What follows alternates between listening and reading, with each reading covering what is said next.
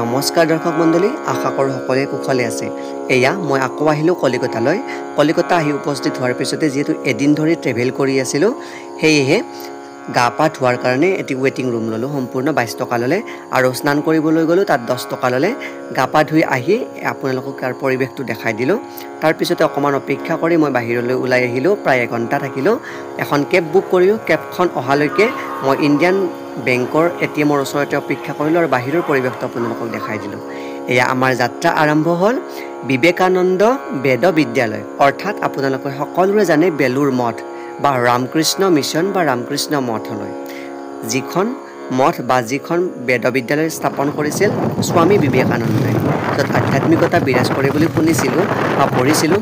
আজি সেই দৰ্শন কৰাৰ সৌভাগ্য হ'ব বা স্বচক্ষুৰে সেয়া আমি উপভোগ কৰিব পাৰিম। এয়া গেটেৰে মই প্ৰৱেশ কৰিলোঁ। যিহেতু কেবত উঠি গৈছিলোঁ, তেওঁ সম্পূৰ্ণ মোক গেটৰ সন্মুখত পৰা ভিতৰলৈ লৈ গ'ল। সেই হেতুকে মই বাহিৰৰ বস্তুখিনি আপোনালোকক দেখুৱাব অসমৰ্থ হ'লোঁ যদিও আকৌ প্ৰত্যাৱৰ্তন হৈ মই আপোনালোকক প্ৰতিটো বস্তুৱে দেখাবলৈ প্ৰয়াস কৰিলোঁ। এয়া বেদ বিদ্যালয়ৰ ভিতৰলৈ প্ৰৱেশ কৰা বা ৰামকৃষ্ণ মিছনৰ ভিতৰলৈ প্ৰৱেশ কৰা সম্পূৰ্ণ দুৱাৰ। বহুখিনি অংশ ইয়াতে ৰামকৃষ্ণ মিছন বিদ্যা মন্দিৰ। চাওকচোন ইমান ধুনীয়া পৰিৱেশ। সন্মুখতে বিবেকানন্দ সভাগৃহ, আৰু এইটো ৰামকৃষ্ণ মিছন বিদ্যা মন্দিৰৰে অংশ হয়। এই সম্পূৰ্ণ সভাগৃহ চাওকচোন, বৰ ডাঙৰ সভাগৃহ। এইটো সভাগৃহটো সম্পূৰ্ণ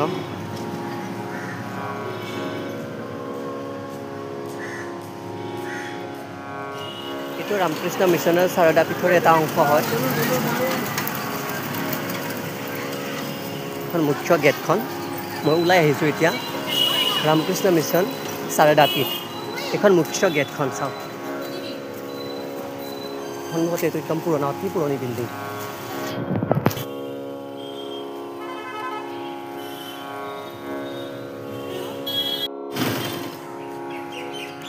তাৰপিছতে দ্বিতীয় গেটখন পালোঁ।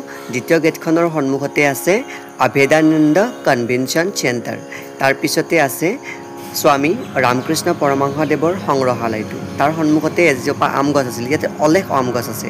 আম গছজোপীৰ পৰা এটি আম সৰি পৰিল, আমটো মই বুটলি ল'লোঁ। তাৰপিছতে এই ছোৱালীগৰাকী নৃত্য কৰি আছিল। ইয়াতে যিটো ভিডিঅ' এলাও নাই, তেওঁক ভিডিঅ' কৰাৰ পৰা বাধা দিলে। এয়া ৰামকৃষ্ণদেৱৰ বা পৰমহংসদেৱৰ ইয়াতে সংগ্ৰহালয়ত প্ৰতিটো বস্তু সংৰক্ষিত কৰা আছে। মই দৰ্শন কৰিলোঁ যদিও ভিডিঅ' কৰা এলাও নোহোৱাই মই ইয়াতে ভিডিঅ'টো তাতে স্থগিত ৰাখিলোঁ। তাৰপিছতে এখন তৃতীয় গেট, মুখ্য প্ৰমুখ তৃতীয় গেটখনেৰে মই সোমাই আহিলোঁ। আৰু তাৰ সন্মুখতে আছে এটি চেণ্ডেল থোৱা বিনামূলীয়া গৃহ, য'ত সকলোৱে চেণ্ডেল থৈ যাব পাৰে। মই চেণ্ডেলযোৰ ৰাখিলোঁ আৰু এটি টকেন লৈ ল'লোঁ। তেতিয়াহ'লে আহক মোৰ লগত। ৰামকৃষ্ণ মঠ, এইটো ৰামকৃষ্ণ মঠ গোটেইখিনি চাব পাৰে ইয়াতে। ৰামকৃষ্ণ মঠৰ ইফালে স্বামী বিবেকানন্দৰ আৱাসগৃহ, য'ত তেওঁ বহা আমবৃক্ষডাল আছে।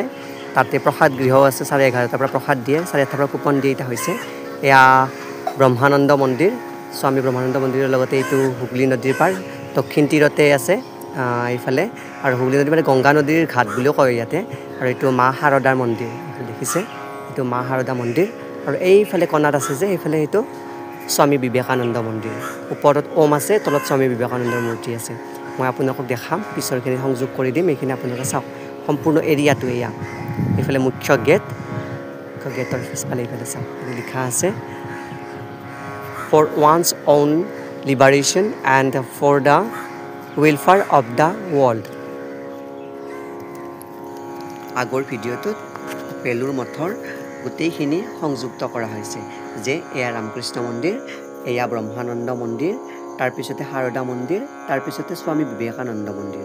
স্বামী বিবেকানন্দ মন্দিৰৰ দুটা মহল আছে। মানে প্ৰথম মহলৰ অৰ্থাৎ গ্ৰাউণ্ড ফ্ল'ৰত ৰামকৃষ্ণদেৱৰ লগতে বিবেকানন্দৰ মূৰ্তি এটি স্থাপন কৰা হৈছে। দ্বিতীয় স্থানত আছে, মানে প্ৰথম মহলত আছে এটি ওম। ওমটো দেখাৰ লগে লগে মোৰ মনত একেবাৰে বেলেগ অনুভৱ এটা হ'ল। মানে আধ্যাত্মিকতাই মোক একেবাৰে চুই গ'ল। যিহেতু গংগা নদীৰ তীৰতে আমাৰ আধ্যাত্মিকতাই সম্পূৰ্ণৰূপে বিৰাজ কৰে। কিয়নো ওম ধ্বনি যেতিয়া আমি উচ্চাৰণ কৰোঁ, আমাৰ মনত যি দুখ কষ্ট আছিল সেই সম্পূৰ্ণ পাহৰি যোৱা হয়।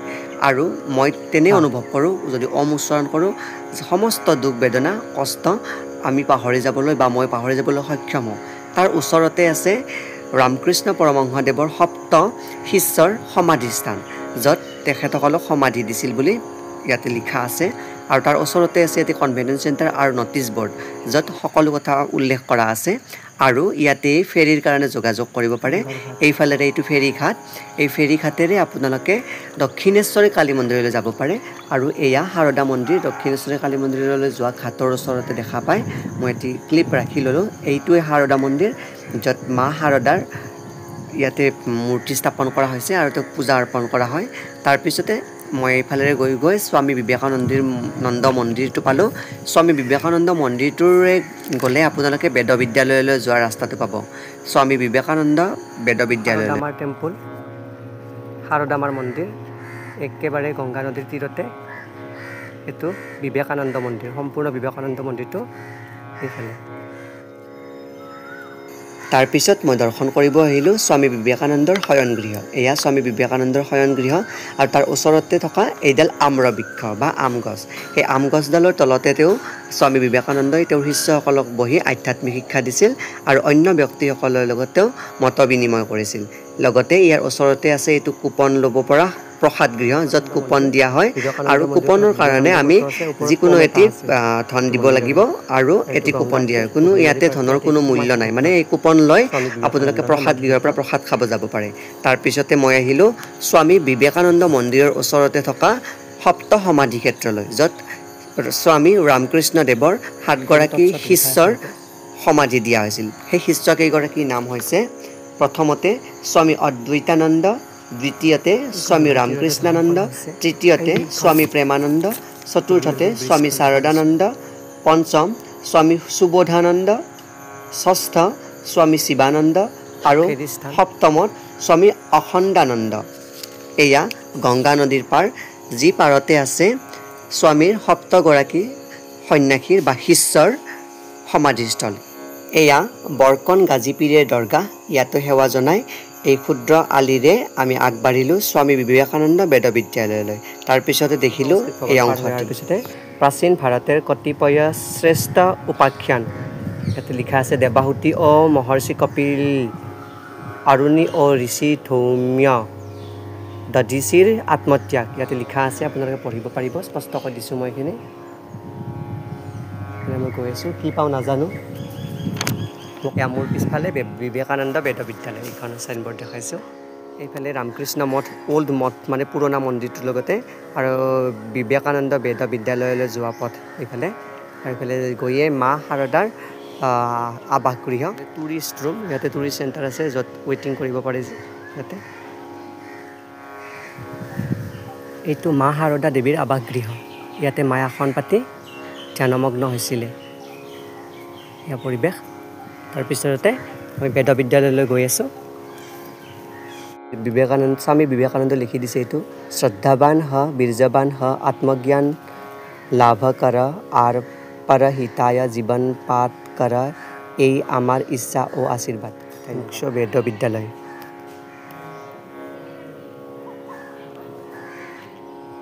নমো নমঃ মই স্বামী বিবেকানন্দ বেদ বিদ্যালয়ৰ ভিতৰৰ পৰা আহিলোঁ ইমান ধুনীয়া পৰিৱেশ ভিতৰত ভিডিঅ' কৰা এলাও নাই ইয়াতে ক'তো ভিডিঅ' কৰা এলাও নাই যদিও মই ক্লিপসমূহ ৰাখিব চেষ্টা কৰা নাই যিটো নিষিদ্ধ আছে ভাল লাগিল ভিতৰত অধ্যয়ন পৌৰাণিক পৰম্পৰা মতে হৈ আছে কিন্তু ইয়াতে ইংৰাজী ভাষাও পঢ়া হয় লগতে সাংখ্য যোগ ভাৰতীয় দৰ্শনৰ প্ৰত্যেকটো বস্তুকে ইয়াতে অধ্যয়ন কৰা মই দেখা পাইছোঁ ছাত্ৰ ছাত্ৰীসকলৰ হাতত লগতে ৰোড ছেফটি সেইবিলাক গোটেই ইংৰাজী ভাষাটো মই দেখা পাইছোঁ পুস্তকবিলাক একদম ধুনীয়া লাগিছে মোৰ গোটেইবিলাকে বগা শুদ্ধ পোচাক পিন্ধি ইয়াতে বেদ বিদ্যালয় অধ্যয়ন কৰি আছে মই আপোনালোকক এইখিনি জনাব বিচাৰিছোঁ যে আমাৰ প্ৰাচীন পৰম্পৰা মতে যি অধ্যয়ন হৈছিল সেই অধ্যয়নৰ সঁচাই এটা বিশেষ সেই আছে আধ্যাত্মিকতা আছে আৰু বিশেষ শক্তি আছে সেই অধ্যয়নত আমি সকলোৱে উপকৃত হ'ব পাৰোঁ বৰ্তমান আধুনিকতাৰ মাজত থাকি বা যান্ত্ৰিকতাৰ মাজত থাকি আমি সকলো হেৰুৱাই পেলাইছোঁ এনেকুৱা শিক্ষাৰ প্ৰয়োজন আমাৰ কাৰণেও আমি এনেকৈ পঢ়িবলৈ সৌভাগ্য নাপালোঁ সৌভাগ্যও নহ'ল আমাৰ আজি দেখি মই সঁচাকৈ আপ্লুত হৈছোঁ গছৰ তলত কি ধুনীয়াকৈ পঢ়ে এওঁলোকে ইমান সুন্দৰকৈ তেওঁলোকে বেদৰ অধ্যয়ন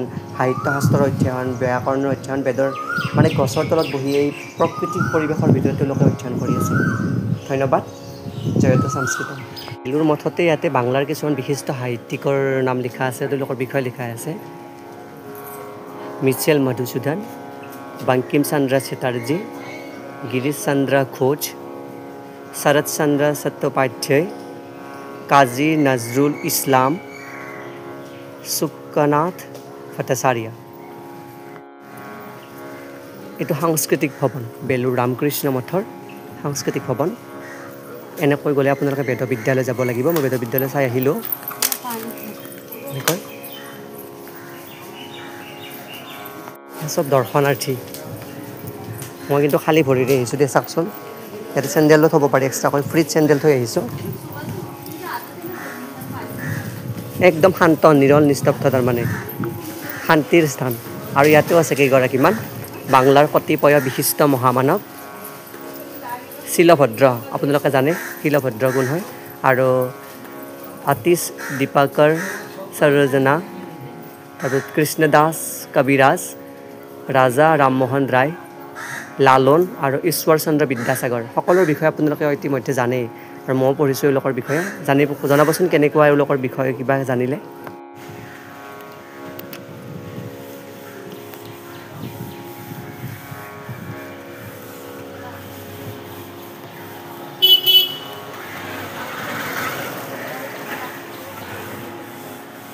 মানুহলৈকে খোলা থাকে, ইয়াতে লিখি দিছে। ইফালে প্ৰৱেশ কৰে, ইয়াতে লিখিছে যে April to September 6:30 to 11:30 AM and 4 PM to 9 PM, মানে ৰাতি 9টা বজালৈকে 4 বজাৰ পৰা। আৰু অক্টোবৰ টু মাৰ্চ মাহলৈকে 6:30 পৰা 11:30 আৰু 8:30 পৰা 3:30 পৰা 8:30 খোলা থাকে। এইফালে মোক জানিব দিয়া মতে স্বামী বিবেকানন্দ বেদ বিদ্যালয়ৰ অধ্যয়ন বা পাঠ্যক্ৰম নয়দা বিশ্ববিদ্যালয়ৰ আৰ্হিত প্ৰস্তুত কৰা হয় বা পঢ়োৱা হয়। আৰু ইয়াত বেদৰ মন্ত্ৰপাঠ বা পঠন হস্ত সঞ্চালনৰ দ্বাৰাই কাশী আৰু বাৰাণসীৰ পৰম্পৰামতে হয়, অৰ্থাৎ উদাত্ত অনুদাত্ত আৰু চৰিত্ৰ ৰূপত হয়। লগতে আপোনালোকক জনাব বিচাৰোঁ যে এই মঠৰ বা বেলুৰ মঠৰ স্থাপত্য শৈলী হিন্দু, মুছলমান, খ্ৰীষ্টান, জৈন, বৌদ্ধ আৰু ইউৰোপীয় শৈলীৰ নিদৰ্শন বাৰুকৈ দেখা পোৱা যায়। লগতে ইয়াত আম্ৰ বৃক্ষ আৰু অশোক বৃক্ষৰ পয়োভৰ অধিক। ইমান শীতল, তাৰমানে ইয়াতে শীতল বহুত, তাৰমানে হয়নে? ৰ'দ পৰিছে যদিও, যিহেতু আহিছোঁ গুণগুণাই দিওঁ অকণমান। মায়াময় ৰূপালী জোনা ছায়াখন সৰলৰে পাত, জিৰ জিৰ জিৰ জুৰিৰে পাৰত, পামনে মই পামনে তোমাক। তাৰপিছত গংগা নদী প্ৰসাদৰ কাৰণে প্ৰসাদৰ কুপন ল'লোঁ। ইয়াতে বাতাচা আছে, ভগৱানৰ প্ৰসাদ দিছে ৰামকৃষ্ণ পৰমহংস মন্দিৰৰ। আৰু এইটো টিকেট, কুপনটোত খিচিৰিৰ কাৰণে 11:30 পৰা খিচিৰি দিয়া হয়, আৰু কুপনটো দিয়া হয় 8:30 পৰা। মই খিচিৰি খাবৰ কাৰণে যাম, 11:30 বজা নাই যিহেতু। খিচিৰি খোৱা কোনফালে যায় মই দেখাই দিম। মানে বিবেকানন্দৰ আৱাস গৃহটোৰ কাষতে আছে খিচিৰি গৃহটো। ভিতৰলৈ গৈ দেখা দিম, আপোনালোক চাই থাকিব। এইটো কুপন দিছে, আৰু এটা নমিনেল ফিজ দিব লাগে, যি দিয়ে আপোনালোকে। মই 50 টকা দিছোঁ। আৰু এইখিনি প্ৰসাদ মোক ঘৰলৈ লৈ যাব দিছে, মই ঘৰলৈ লৈ যাম। এই প্ৰসাদ আহোঁতে এটা আম পাইছিলোঁ, ইয়াতে খাই আছোঁ, কি টেষ্ট। ৰামকৃষ্ণ মঠত আহোঁতে আম এটা পাইছিলোঁ, আমটো খাই আছোঁ এতিয়া। চাব আৰু মোক গালি পাৰিব পাৰে ইয়াতে। মজা আমটো, ইমান স্বচ্ছ ইয়াতে দেখা নাই। কি ভাগ্য, মোক ভগৱানে প্ৰসাদ দি দিছে। স্বামী বিবেকানন্দই, ৰামকৃষ্ণ পৰমহংসদেৱে মোক এইটো প্ৰসাদ দি দিছে, আম।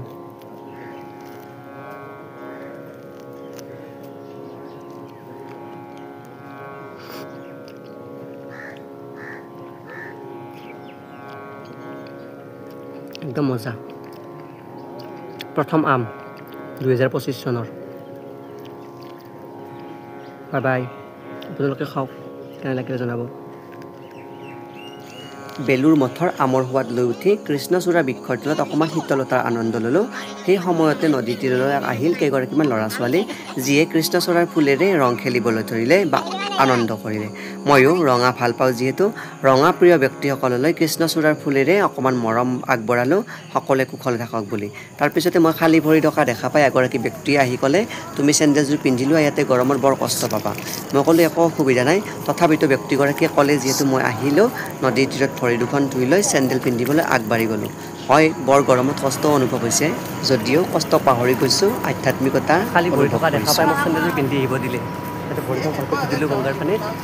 এয়া কি সৌভাগ্য হৈছে মোৰ সেইফালে শাৰদামাৰ মন্দিৰ সেইটো শাৰদাবাৰ মন্দিৰ এইফালে গংগাৰ যি ফুলৰো এতিয়া চেণ্ডেলযোৰ পিন্ধি লওঁ নহ'লে বন্ধ কৰি দিব চাৰি গৰমত এনেকৈ ঘূৰিছোঁ চেণ্ডেল পিন্ধা কৰি বিনা চেণ্ডেল খোজ কঢ়া সম্ভৱ মোক চেণ্ডেল পিন্ধি আহিব কৈছে চেণ্ডেলযোৰ পিন্ধি আহিলোঁ ৰামকৃষ্ণ বিবেকানন্দ ও বেদান্ত সাহিত্য ইয়াতে বেদান্ত সাহিত্যৰ গোটেই সংগ্ৰহিত আছে এইটো চাব পাৰিব আপোনালোকে বেদান্ত সাহিত্যবিলাক আছে ইয়াতে ভিতৰত প্ৰৱেশ নকৰোঁ আৰু আপোনালোকে আহিলে ইয়াতে বেদান্ত সাহিত্য চাব পাৰিব মানে চেণ্ডেল বিনামূলীয়া ৰখাৰ কাষতে আছে এইটো এনেকৈ দিব লাগিব পাছটো এই লাইন ইমানখিনি প্ৰসাদ খোৱাৰ কাৰণে সেই অশোক বৃক্ষৰ তলত বেলুৰ মঠত বিনামূলীয়া প্ৰসাদ দিয়া হয় 8:30 পৰা ইয়াত কুপন দিয়ে আৰু 11:30 পৰা ইয়াৰে প্ৰসাদ গৃহৰ দুৱাৰ খুলি দিয়া হয় ময়ো আগবাঢ়িলোঁ প্ৰসাদ গৃহলৈ প্ৰসাদ খাবলৈ কিন্তু আগতে লাইন ধৰি আছিলোঁ আকৌ চেণ্ডেল পিন্ধাৰ কাৰণে যাব লগা হ'ল যিহেতু মই ব্যক্তিগৰাকীক আহি ভয়তে আকৌ সুধিলোঁ যে মই আকৌ লাইন ধৰিব লাগিব নেকি তেখেতে মোক ক'লে নালাগে তুমি লাইন ধৰিব যোৱা ভিতৰলৈ প্ৰৱেশ কৰি হাত মুখ ধুই ল'লোঁ হাত মুখ ধুই উঠি আকৌ নদীৰ তীৰলৈ উভতি গ'লোঁ যিহেতু নদীৰ লগত আমাৰ সম্পৰ্ক এটা বেলেগ আছে যিহেতু আমি আৰ্য সভ্যতাৰ মানুহ নদীৰ তীৰৰ পৰা মোক উভতি আহিব মন নাযায় তাৰপিছত দেখিলোঁ এই ৰঙা কুৰ্তি পিন্ধা ল'ৰাজনৰ জোতাৰ লেচি খুলিছে অন্য ল'ৰা এজনে জোতাৰ লেচি বান্ধি দিছে জনাবচোন ৰাইজ কোনে কোনে জোতাৰ নিজৰ লেচি বান্ধিব নাজানে মায়ে বা আইতাই বা বাইদেৱে বান্ধি দিয়ে বা দেউতাই বান্ধি দিয়ে মই কিন্তু জানো তাৰপিছতে সন্মুখত দেখিলোঁ এটি পুৰণি মডেলৰ লাইটটো বৰ ভাল লাগিছে ডিজাইনটো এগৰাকী ব্যক্তিয়ে মোক কিবা কিবি চিনাকি কৰি দিলে এয়া শুনকচোন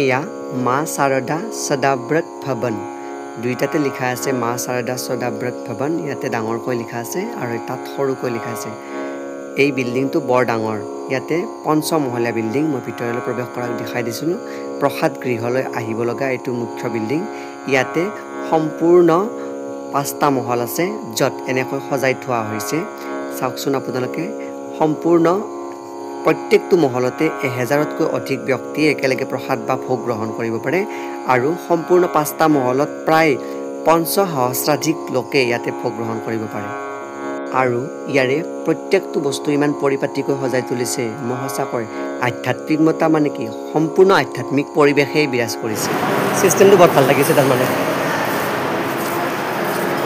এয়া মা শাৰদাৰ মূৰ্তি আৰু এইফালে গোটেইখিনি আছে আৰু সেইটো শ্ৰীমদ ভগৱত গীতাৰ 4ৰ্থ অধ্যায়ৰ 24 নম্বৰ শ্লোক এইটো আমি ব্ৰহ্মাক অৰ্পণ কৰি যে খাব লাগে সেইটো কথা লিখিছে ব্ৰহ্মাৰ্পণম ব্ৰহ্মাভি ব্ৰহ্মজ্ঞ ব্ৰহ্মণাহুতম ব্ৰহ্মে বাতেনা গন্তব্যম ব্ৰহ্ম কৰ্ম সমাধিনা গোটেইখিনি ইয়াতে আৰু ভজন মন্ত্ৰবিহীন তাৰমানে ভজন কৰিব নালাগে আৰু ব্ৰহ্মাক অৰ্পণ কৰি খাব লাগে গোটেইখিনি এইবিলাক ডাইনিং টেবুলবিলাকত ফিক্স তাৰমানে ফিক্স ডাইনিং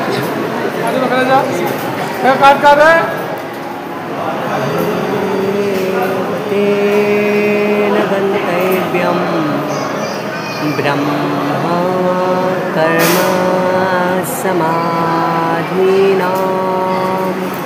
ॐ शान्ति शान्ति शान्ति ভোজন মন্ত্ৰ সম্পূৰ্ণ হোৱাৰ পিছতে আমাক দিবলৈ আহিলে ইমান ধুনীয়াকৈ পৰিপাটিকৈ প্ৰসাদৰ প্ৰথমতে দিলে খিচিৰি তাৰপিছত দিলে তৰকাৰী তাৰপিছত দিলে আমৰ টক তাৰপিছত দিলে পানী তাৰপিছত দিলে পায়স এই 4বিধ বস্তুক আমি অন্তৰেৰে প্ৰসাদ হিচাপে গ্ৰহণ কৰিলোঁ যদিও আধ্যাত্মিকতাত প্ৰসাদৰ কোনো প্ৰসংগ নাথাকে বা ভোগৰ কোনো প্ৰসংগ নাথাকে আধ্যাত্মিকতাত প্ৰসংগ নাথাকিলেও আমি অন্তৰৰ পৰা এই বস্তুখিনি গ্ৰহণ কৰিলোঁ যিহেতু আত্মসন্তুষ্টিৰ কাৰণে ভোগ নিবাৰণৰ কাৰণে সকলোৱে গ্ৰহণ কৰিব লাগিব আমিও গ্ৰহণ কৰিলোঁ সঁচাকৈ ইমান সুস্বাদু ইমান আনন্দ অনুভৱ কৰিলোঁ গ্ৰহণ কৰি ভাষাৰে বৰ্ণনা কৰিব নোৱাৰা সঁচাকৈ ভগৱানে এই আধ্যাত্মিকতা সদায় বৰ্তাই ৰাখে প্ৰসাদ গৃহত প্ৰসাদ খালোঁ অনুভৱ ক'ব বিচাৰিছোঁ সঁচাকৈ ভাষাৰে প্ৰকাশ কৰিব নোৱাৰা যে যেনেকৈ স্বামী বিবেকানন্দৰ কথাবোৰৰ ৰস যি আধ্যাত্মিকতা এই গোটেই সমস্ত ৰামকৃষ্ণ মঠৰ পৰিৱেশেই তাৰমানে আধ্যাত্মিকতা বিৰাজ কৰিছে তাৰমানে ইমান শান্তিৰে তাৰমানে প্ৰসাদ সিহঁতে প্ৰসাদ দিছে পায়স খিচিৰি আমৰ টক তৰকাৰী দিছে কিন্তু কোনো শব্দ নোহোৱাকৈ সকলোৱে গ্ৰহণ কৰিছে এটা শব্দও নাই তাৰমানে ইমান ধুনীয়াকৈ আধ্যাত্মিকতাভাৱে সকলোৱে বহিছে খাই লৈ আহি ইয়াতে সকলোৱে হাত ধুইছে ইয়াতে ব্যৱস্থা কৰি দিছে ইয়াতে 5টা মহল আছে বিল্ডিংটোত এই 5 মহলীয়া বিল্ডিংটোত প্ৰায় প্ৰত্যেকটো মহলত 1000কৈ সম্পূৰ্ণ 5000তকৈ অধিক ব্যক্তি ইয়াত আহাৰ গ্ৰহণ কৰিব পাৰে ইমানখিনি সুবিধা আছে সঁচাকৈ বহুত ভাল লাগিল তাৰমানে আহিব আপোনালোকেও এৰিলোঁ আজি ইয়াতে জয় অসম জয়তু ভাৰতী জয়তু বিশ্ব সকলোকে কুশলে ৰাখক ভগৱানে তাৰে কামনাৰে অন্তিমত মই শিলিখা খাওঁ এই শিলিখা খাই সামৰণি মাৰিলোঁ ধন্যবাদ তাৰপিছত মই খোজ ল'লোঁ শীঘ্ৰেই বুকিং কৰা মমতা দিদি দেশৰ ইমোচনছৰ হালধীয়া টেক্সিখনলৈ সেইখনে মোক লৈ আহিলে হাওৰা ষ্টেচনলৈ হাওৰা ষ্টেচনত আছে 6:33ত কামৰূপ এক্সপ্ৰেছ যিখন ট্ৰেইনে হাওৰাৰ পৰা ডিব্ৰুগড়লৈ যাব মই সেইখন ট্ৰেইনতে গুৱাহাটীলৈ আগবাঢ়িলোঁ তাৰপিছত গৰম নিবাৰণৰ কাৰণে এগিলাচ শীতল পেয় ল'লোঁ য'ত আছিলে পুদিনা চাট্ৰি আপোনালোকেও খাব শীতলতা নিবাৰণ কৰিব নেমুৰ জুচ খাব সকলোৱে কুশলে থাকক তাৰেই কামনাৰে ওম তৎসৎ ওম তৎসৎ ওম তৎসৎ শুভৰাত্ৰি